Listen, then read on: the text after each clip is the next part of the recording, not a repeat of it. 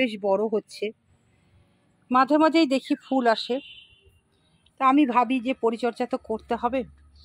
কি পরিচর্যা করতে হবে সেটা তো দর্শক বন্ধুদের শেয়ার আমি করি, তাই আজকে শেয়ার করতে এসেছি সবেদা গাছের খাবার। নমস্কার, আমি সুলেখা, তোমরা দেখছো হবি অফ সুলেখা।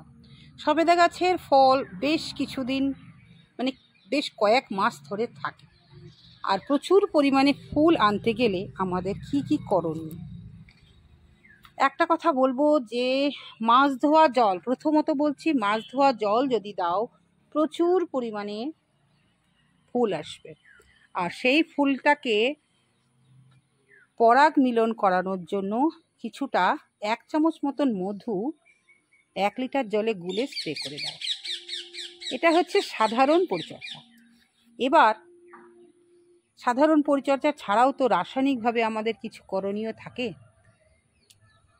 আমার যেহেতু নিচে গাছ, তাই আমি একদমই আসতে পারি না, আমার সময়ের অভাবের জন্যই কিন্তু আমি আসতে পারি। আজকে সানডে, তাই আসলাম। বেশ বড় হয়ে গেছে গাছ, ফুল আসছে, দেখো এই যে ফুল। মোটামুটি এবার চেষ্টা করব, যেহেতু বড় হয়ে গেছে। এতদিন ছোট ছিল বলে আমি অতটা ওদের গুরুত্ব দিইনি, না হচ্ছে হোক।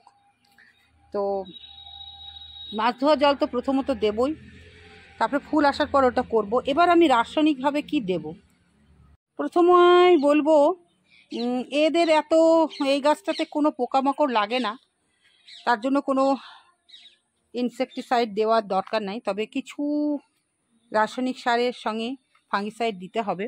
আর সবার ঊর্ধ্বে বলছি আমি একটা জিনিস, যেটা হচ্ছে মিরাকুলান। এই মিরাকুলান 1 লিটার জলে 2 ml 2 ml দিয়ে স্প্রে করে দিতে হবে। স্প্রে করে দিলে কি হবে, ফুল আসবে, ফুলটাও গাছে থাকবে এবং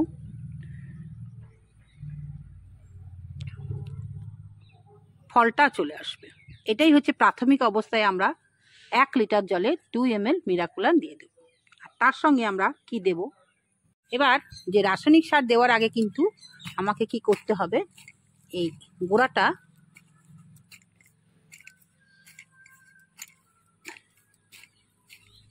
খুঁচিয়ে দিতে হবে। দেখো শিকড়গুলো উঠে আসছে। প্রথমে গাছটা যখন লাগিয়েছিলাম একটু বেঁকা বেঁকাই দিয়েছিলেন যিনি দিয়েছিলেন। তবে দেখো zinc, boron, potassium, humic acid, খোল, অনুখাদ্য, ফাঙ্গিসাইড, কিছুটা আমাকে মিশিয়ে নিতে হবে। বোরন আমি বেশি করে নিয়ে এসেছি, আর অন্যান্য গাছে দেব বলে। কিছুই না, মোটামুটি 1 চামচ মতন বোরন, অল্প একটু জিঙ্ক, অল্প একটু পটাশিয়াম, অল্প দিলাম হিউমিক অ্যাসিড, তার সঙ্গে থাকলো অনুখাদ্য, তার সঙ্গে থাকলো খোল। এইটাই কিন্তু আমাকে দিতে হবে। কি কি দিচ্ছি দেখো, আজকের রাসায়নিক সার হিসাবে দেখে নাও কি কি দিচ্ছি। খোলটা দিলাম নতুন করে শাখা বৃদ্ধি পাবে বলে, পটাশিয়ামটা দিলাম ফুল আসার জন্য, অনুখাদ্যটা দিলাম বিভিন্ন মৌলের অভাব যদি থাকে, ঘাটতি থাকে, আর বোরনটা দিলাম ফুল আনার জন্য, জিঙ্কটাও তাই। মোটামুটি এগুলোকে আমাকে মিশিয়ে নিতে হবে। মিশিয়ে নিয়ে কি করতে হবে, বেশ আগেটাকে খুঁচিয়ে নিয়ে দেখো এটা আমি দূরে দূরে দেব, এভাবে এভাবে দেব, অনেকটা দূরে দূরে দিয়ে দিতে হবে।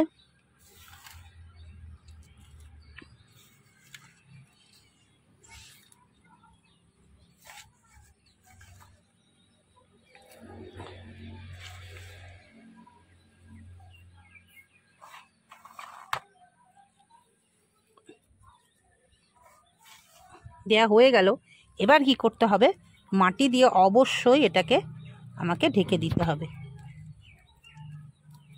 এভাবে ঢেকে দেব।